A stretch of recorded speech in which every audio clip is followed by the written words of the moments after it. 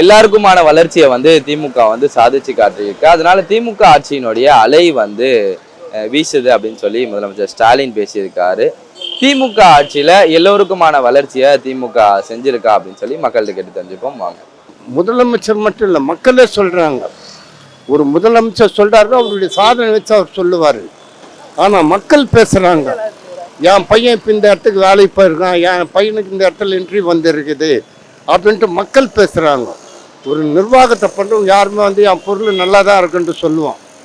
அதனால் அவர் சொல்லத்துக்கு மட்டும் மக்களே சொல்கிறாங்க. அதனால் வந்து எல்லாமே மக்களுக்கு தான். அதில் வந்து மற்ற சொல்கிற மாதிரி பாகுபாடே இல்லை. நீயும் மனுஷன்தான், நானும் மனுஷன்தான். இதில் எந்த வெற்றியுமே இல்லை. அதுதான் எல்லாருக்குமே எல்லாம். திமுக ஜாஸ்தியாக இருக்கா? உண்மைதானே. இன்னைக்கு எல்லாமே நிறையா பண்ணியிருக்காங்கல்ல, சும்மா கிடையாதுல்ல. நிறையா பண்ணியிருக்காங்க, மக்கள் நலத்திட்டங்கள் நிறையாவே பண்ணியிருக்காங்கல்ல, சாதாரண விஷயம் கிடையாதுல்ல. 5 வருஷம் ஆட்சி பண்ணியிருக்காங்க. இந்த உதாரணத்துக்கு சொன்னோம்னா திருப்பங்கோட்டை இஷ்யூ எடுத்துக்கலாம். எவ்வளோ ஈஸியாக ஹேண்டில் பண்ணாங்க, மக்களை ரொம்ப ஈஸியாக ஹேண்டில் பண்ணிக்கிட்டாங்க. மக்கள் மருத்துவமாக இருக்கட்டும், இப்போ 5000 ரூபா கொடுத்ததாக இருக்கட்டும், எல்லாம் ஈஸியாக பண்ணாங்கல்ல. இப்போ ரீசெண்டாக பண்ணோம்னா 2 மாதத்தில் பார்த்தீங்கன்னா 9000 ரூபாய்க்கு லேடிஸ்க்கு வந்திருக்கு. உண்மைதானே. பீகாரில் 10000 ரூபா கொடுத்ததா பெருமையாக அடிக்கிறாங்க. தமிழ்நாட்டில் பார்த்தீங்கன்னா 2 மாதம் தான் எல்லா லேடிஸும் இப்போ 9000 ரூபா அக்கௌண்ட்டில் வந்துருச்சு. எல்லாம் தெரிஞ்சுதானே. 5000 ப்ளஸ் ஒரு 4000 4 மாதத்தில் நான் சொல்கிறேன். இது பொங்கல் நிதி நிவாரண பொங்கலுக்கு கொடுத்த நிதி 3000 ரூபா ப்ளஸ் அப்போ ஒரு 1000 ரூபா 4000 ரூபா, இப்போ சேர்த்து 5000 ரூபா வந்துச்சு. ஆகும்போது 9000 ரூபா ஆயிடுச்சா 2 மாதத்தில். அப்போ பீகாரில் கொடுத்த 10000 ரூபாய்க்கு 3000 ரூபா யாருக்குமே தெரியாமல் பண்ணிட்டாரா ஐயா? அப்போ சிறப்பாக பண்ணிக்கிட்டு இருக்காங்க, எந்த பிரச்சனையும் இல்லை. ஸோ அவங்க நல்லா தான் பண்ணியிருக்காங்க, எந்த குறையும் இல்லை. எதிர்ப்பலையெல்லாம் கிடையவே கிடையாது. இங்கே என்றைக்கு ஆதரவலை தான் இருக்குது. என்றைக்குமே ஆதரவலை மட்டும்தான் ஐயாவுக்கு இருக்குது என்றைக்குமே. உண்மைதான் அது சொல்கிறது. காரணம் என்னன்னு கேட்டிங்கன்னா, ஒரு வீட்டில் ஏழ்மையான குடும்பத்தில் இருக்கவங்கெல்லாம் வந்து படிக்கிறதுக்கு அனுப்புவாங்க. அனுப்பிச்சிட்டு என்னடா நம்ம பிள்ளைங்க சாப்பிட்டதோ இல்லையோ அப்படின்ட்டு ஒரு கவலையோடு இருப்பாங்க. இப்போ அந்த கவலை கிடையாது. ஏன்னா ஒரு வீட்டுக்குள்ள நான் கார்ப்பரேஷனில் வேலை செய்கிறேன். ஒரு வீட்டுக்குள்ளே போகும்போது சொல்லுவாங்க, பரவாயில்ல சிஎம் வந்து இந்த திட்டத்தை நல்லது பண்ணுறாரு. அது மட்டும் இல்லை, மகளிர் உரிமை தொகையை வந்து இப்போ வந்து வீடு இது 2000 ரூபாய் கொடுத்துருந்தார்ல, இப்போ 2000 ரூபாய்க்கு போட்டிருக்காரு. இந்த இதுவாக அவங்களுக்கும் இதுக்காக ஃபஸ்ட்டு போட்டார்ல அந்த 2000 ரூபாய் கூட அந்தமாரி போட்டிருக்காரு. அந்தமாரி சில திட்டங்கள்லாம் நிறைய திட்டங்கள் சொல்லிக்கினே போகலாம். சொல்ல இப்போ வந்துக்கினே இருக்கோம். அந்தமாரி திட்டங்கள்லாம் நிறைய திட்டங்களை பண்ணிடுறாரு. அதனால் மீண்டும் அவர் வரணும்னு சொல்லிட்டு ஜனங்களே என்ன எதிர்பார்க்குறாங்க, பொதுமக்களே எதிர்பார்க்குறாங்க. ஏன்னா நாங்கள் வீடு வீடாக போகிறதுனால எங்களுக்கு ஒருத்தர் சொல்கிறாங்க அந்தமாரி, பரவாயில்ல மறுபடியும் இவர் வந்தால் தான் நல்லாயிருக்கும், இன்னும் நல்லது செய்வார்.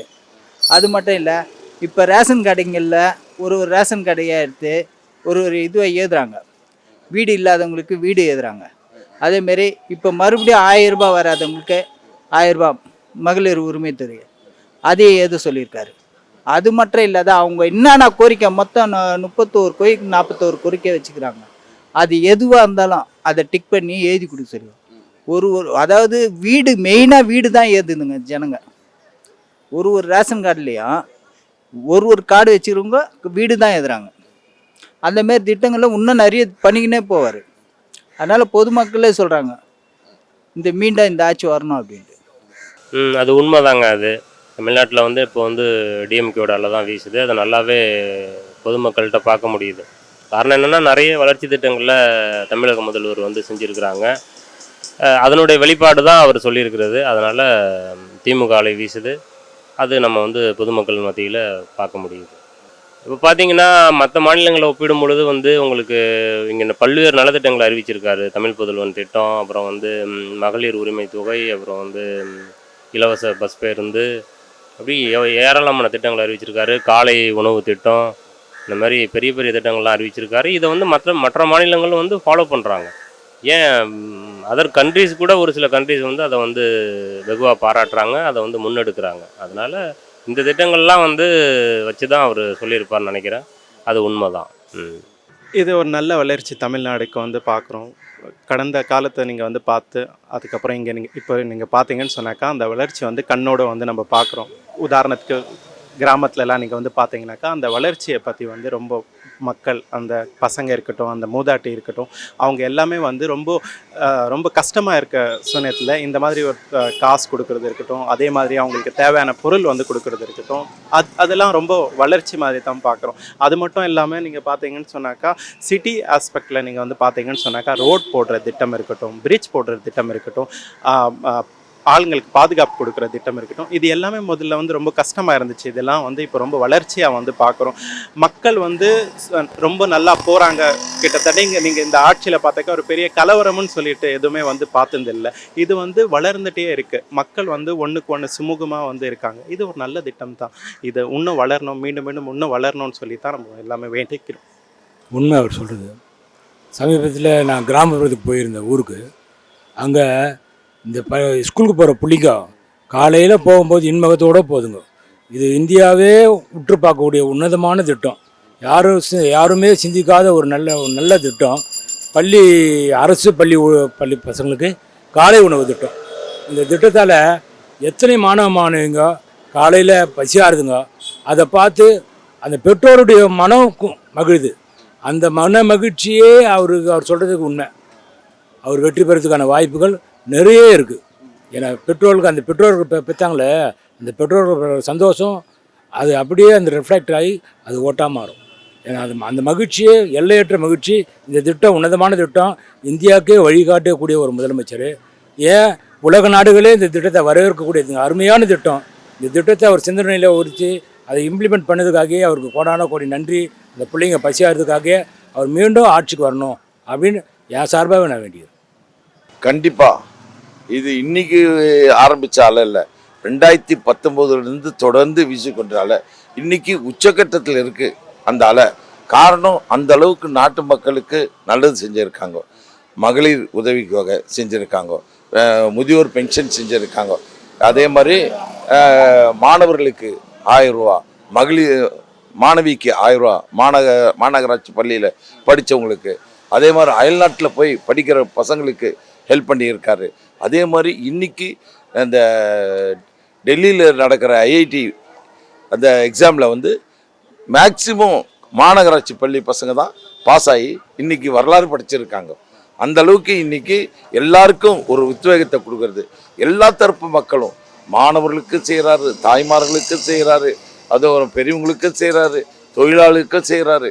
எல்லாருக்குமே எல்லாருடைய பங்கு இருக்குது.